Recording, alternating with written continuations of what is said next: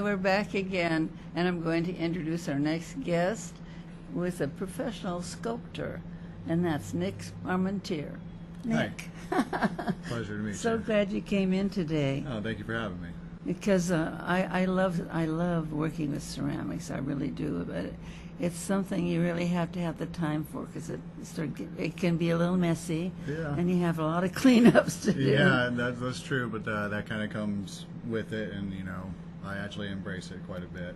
I know you have so much to tell us about your sculpture this morning, but I want to go first and find out, when did you think you wanted to be an artist? Well, my mom was an artist, and she teaches painting over at Fresno City. Oh. So she had a lot of influence on me, and then my dad likes working with his hands, so he's a woodworker. And in high school, I was ahead in credits, so I took ceramics my junior year. And I like to think of ceramics as combining them both, a little bit of artistic and a little bit of hand building with it and stuff. And Absolutely. I just kind of ran from it there, because my ceramic teacher in high school let me take the class again, even though there was no second year. Wow. And I spent about 3 to 4 hours a day in ceramics my senior year in high school, and just kind of went from there with it, and started developing my own studio. And now I teach classes down at Fresno Idea Works for it, and I do my own artwork as well. That's fantastic. I mean, I love to see artists be able to grow and to stay with what they're doing instead of being pulled away for different reasons. Yeah, yeah. So tell me something about these gorgeous, gorgeous vases. So this is a series I've been working on for probably about 3 years now. I grew up in Squaw Valley, which is about an hour east of here, and it's up in the foothills, and there's a lot of dry grass up there and trees. So one day I just kind of drew some inspiration from the oak trees that are up there. And so these are pieces inspired by tree bark, but they aren't necessarily an exact replication of it, because I want people to see what they want to see in it. Like people see coral reef in it, a thumbprint, a pine cone, whatever they see in it, I'm happy with that. Well, what amazed me at first, I thought, well, how did all of this beautiful work here, and how did you get those to looking so beautiful? So first I throw the form, which is just a basic shell of it, and then I add all these texture pieces on there one at a time, over and over and over. Oh my gosh. A piece like this one here generally has anywhere from 400 to 600 pieces put on it, and it takes about 20 to 24 hours of constructing it. But it's definitely worth it, and it's pretty funny, because when you first start it, you're really excited about it. Then you get about halfway through, and you're just like, is this ever going to end? Yes, exactly. And then you get 3/4 of the way through, and you kind of want to give up at a certain point, but then when you get towards the finish line, it's just exhilarating. Oh, but it's so beautiful. I've never seen anything like that before. It has depth, it has color, it has everything. Well, thank you. And this one here, that's done really different, a different method, right? Yeah, so these the image that's on the screen right now is the one that's in front of us on the right now. And then the other one that's on there now, I added all those pieces on there individually, made flat pieces, folded it into kind of like a half circle shape, and then I put it on there, and then I add the texture all on there.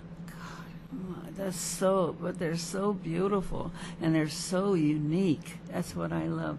For an artist to be able to come up that is something that he alone or she alone does, you know. And I don't think many other people would tackle the work that's in these. I don't think anybody's going to copy you. Well, I guess that's a good thing for me. Yeah, it is.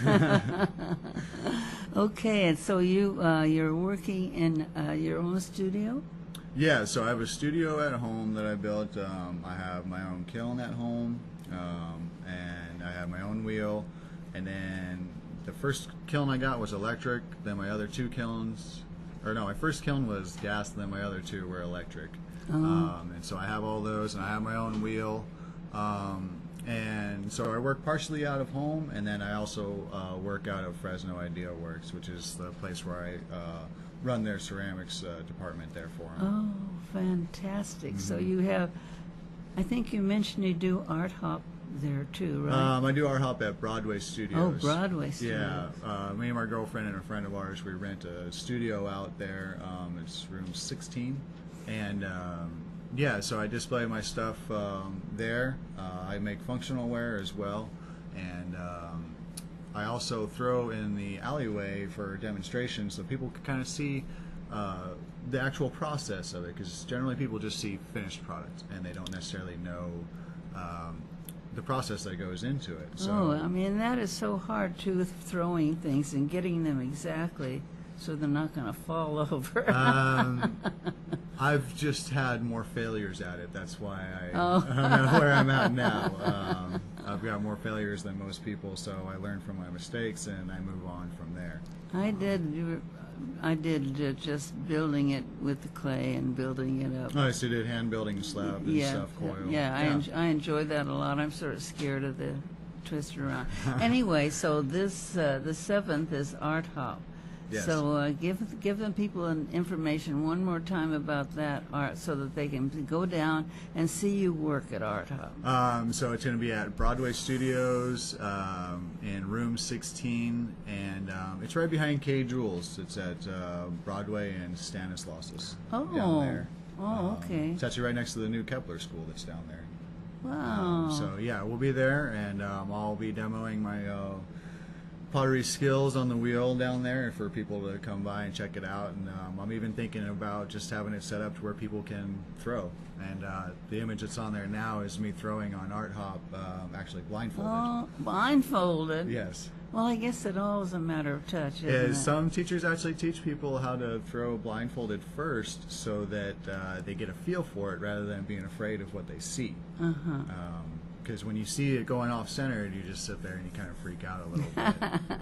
And that one there is me giving a demo for the classes that I teach down at Fresno Idea Great. Works. Well, thank you for bringing in those pictures. They're great. Yes, yes. And that was just a sale show. It was a yard block sale here in downtown Fresno, and that little kid is Wyatt. And he was hanging out with me while I was throwing, just asking me questions and stuff. And little kids are just so fascinated by it. Oh, yeah. Okay, I am so glad you came in, and I hope that you'll come in more. Yes, yes, I would love to come Because back. we're trying to get people to know the artists. Okay. And so come back again and bring some other beautiful things that you've done. I will. Okay, thank you so All much, right, Nick. thank you, Carol. We'll be right back.